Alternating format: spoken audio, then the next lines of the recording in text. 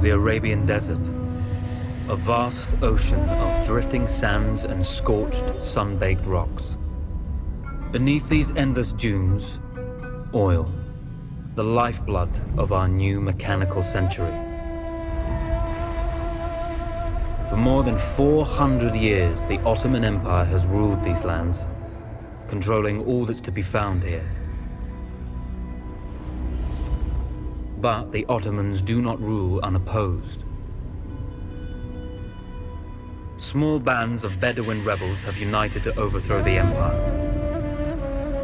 They strike without warning and then vanish into the desert. Fighting alongside them is a lone British officer whose exploits have earned him wide renown. The world has taken to calling this man Lawrence of Arabia.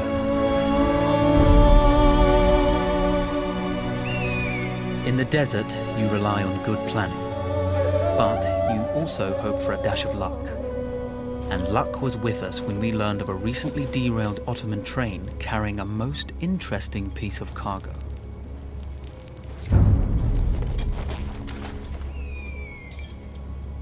A small patrol had joined the Ottomans who survived the crash. Together, they guarded the wreckage and waited for reinforcements.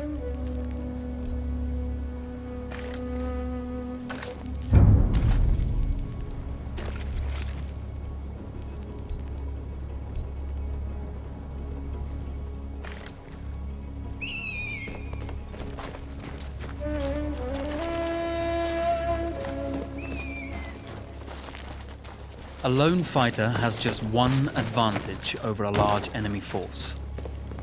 A lone fighter can move unseen.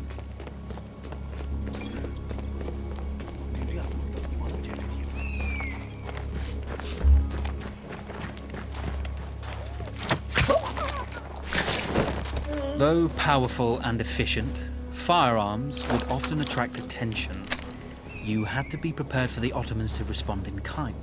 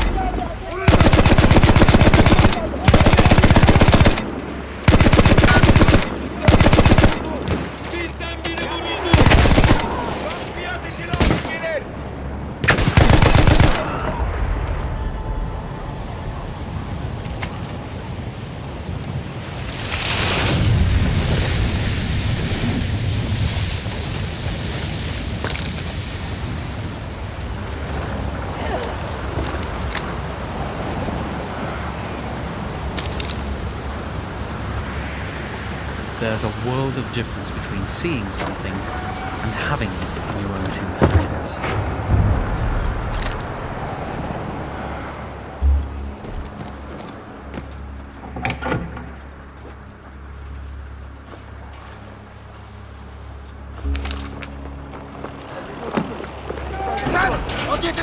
Now, now! It's over!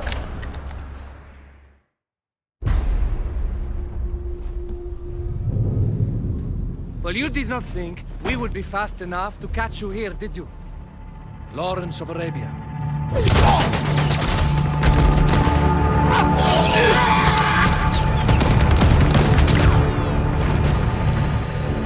Actually, I was rather depending on it. Lawrence. Well, this is very clever. Now the hunter becomes the hunted. So who might you be? How enchanting you are, my dear. Ahmed. I'll show you enchanting. If it weren't for you, I'd be free. Free, is it? You'll be free when you're dead. And I'm happy to tell you, the Empire intends to grant you all this freedom very soon. Even now, an engine of destruction scours this desert, obliterating your allies, your families, your homes. Soon there will be nowhere to run. Nowhere to hide. Soon all that you know, and all that you love, will be ashes. You will all be free to die. Oh. Ah, you animal! Zara. Oh. Now, I understand that you would like nothing more than to strip the flesh from that man's feet and send him off into the desert naked to die. But think about it. You're right. I'm sorry. My friend here, she can be a little brusque. You're going to tell me how to lie to your train, so we can lure it into a trap and destroy it. Impossible. To even begin to talk to that train, you would need an entire book of communication codes. Oh, like this one, you mean? You can never stop the progress of machines. One day, the whole world will take your lands and the precious black gold beneath its sands. We shall see, my friend.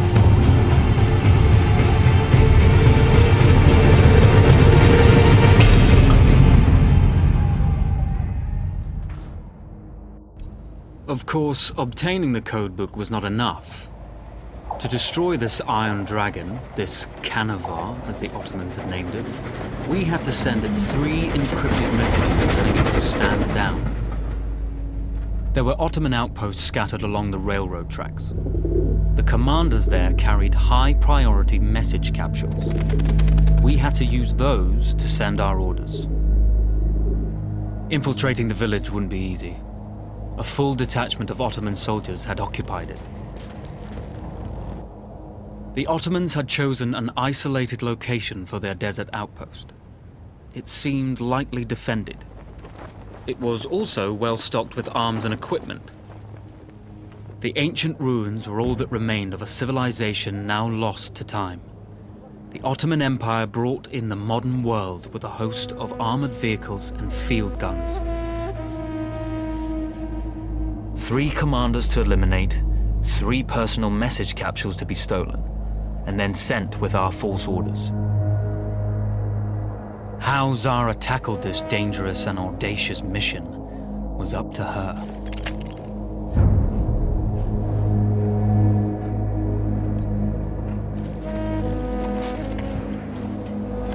The Bedouin treasured their horses, and in return, those animals granted their riders unparalleled speed and mobility.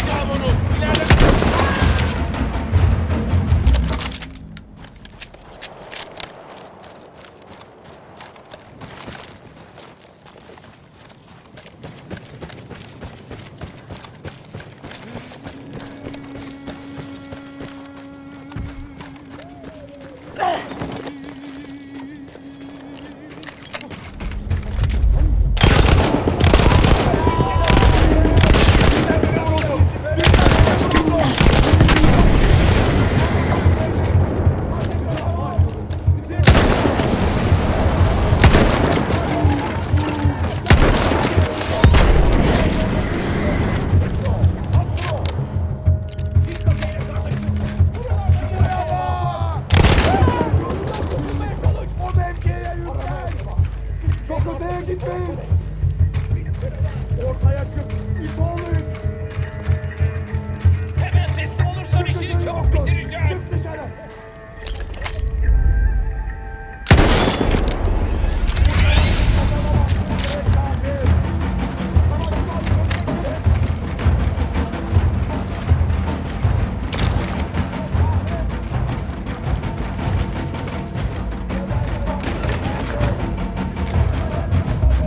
Çıkıp teslim olasın.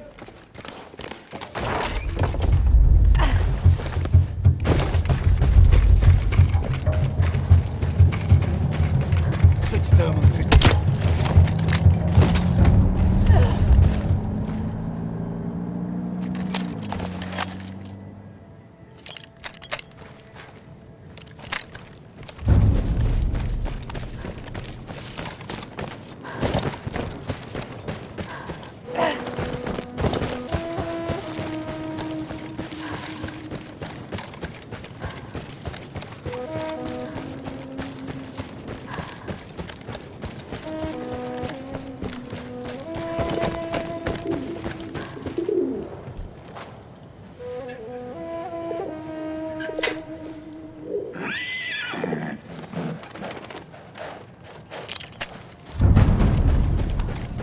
A single order wouldn't be enough.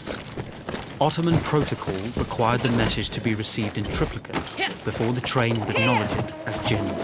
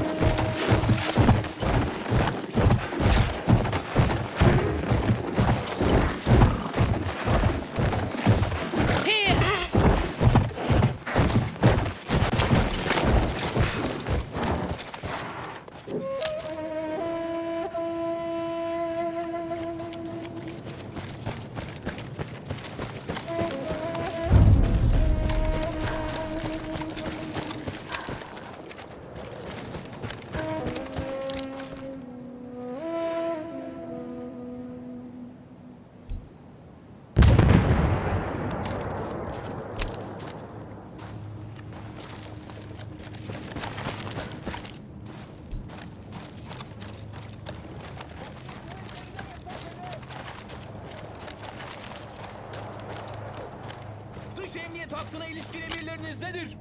Ana bölük burada kal. Çevreyi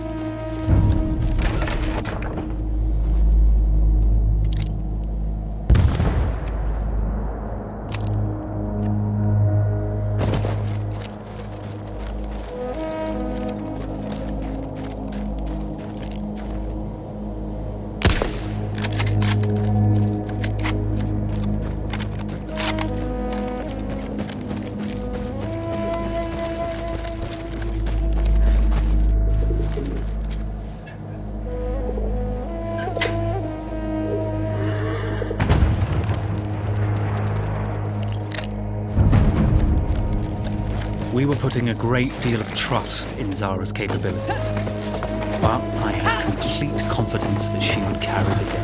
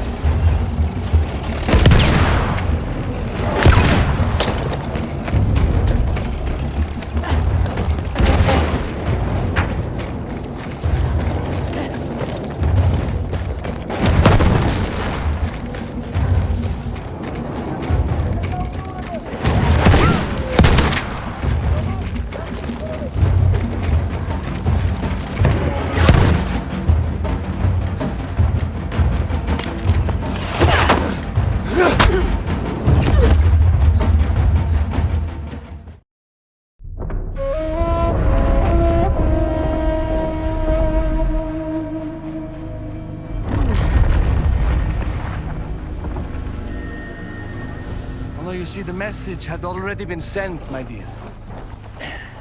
No, not the message you would have wanted.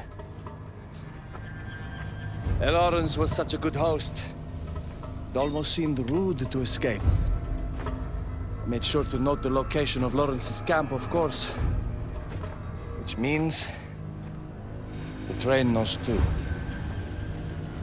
Twice, you told that train everything was clear. But I told it exactly where to attack.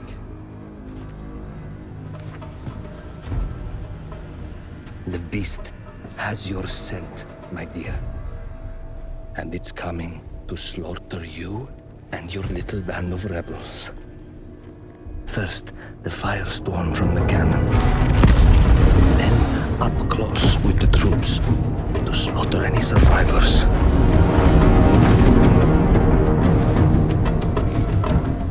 The legend of Lawrence of Arabia dies tonight.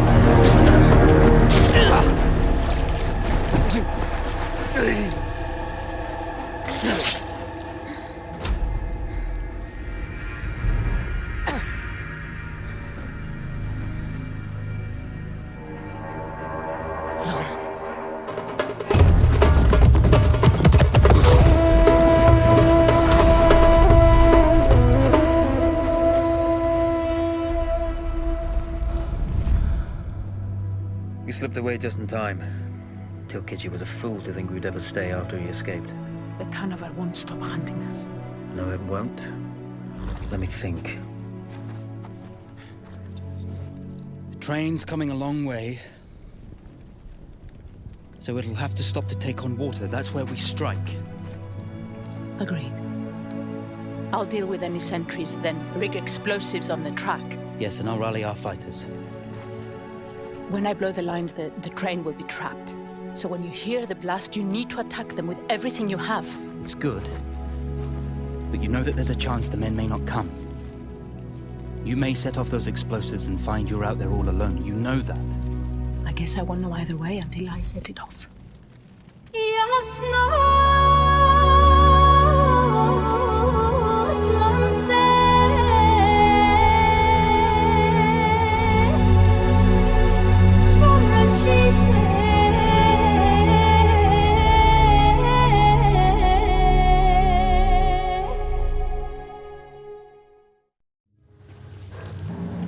As it turned out, the small town where we would ambush the train had a significant enemy presence. Those troops would have to be dealt with before the explosives could be set.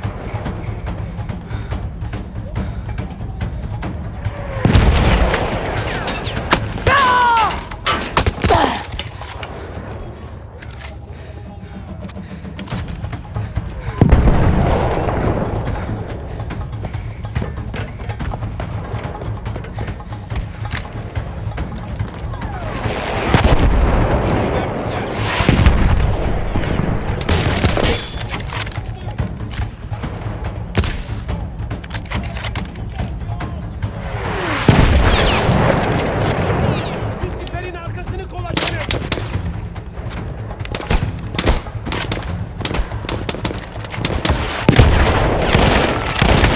Yusuf gebertin. Burada mı? Sizler durun lan. Kardeş düştü. Seni haddi.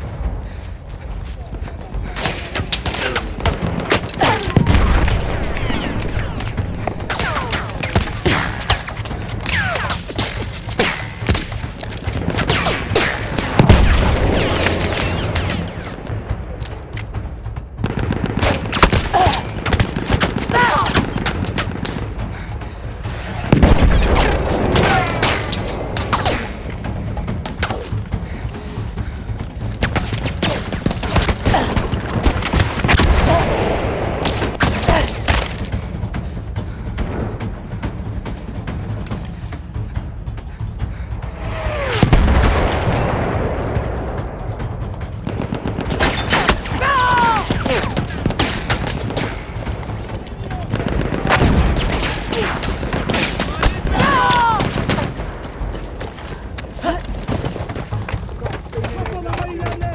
Etrafını sar. Şu tarafta. Burada.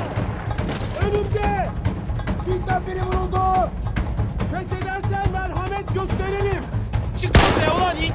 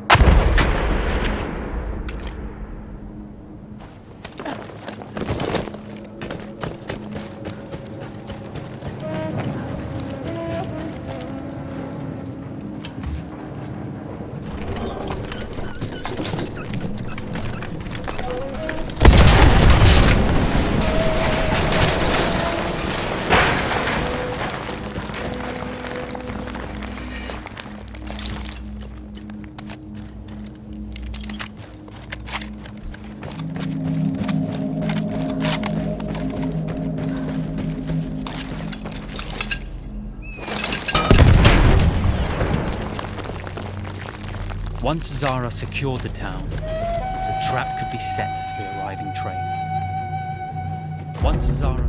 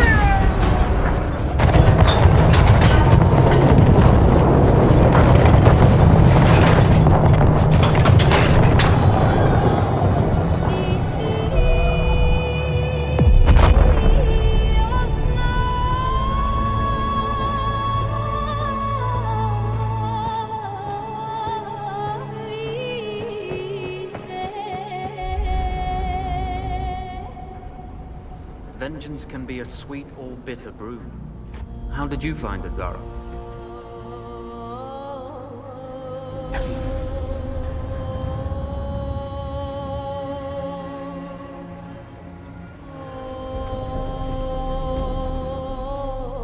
And you're right, we do need to think bigger, act bigger. Maybe even the Suez Canal.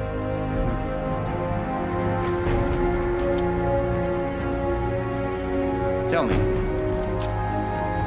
what do you know about battleships?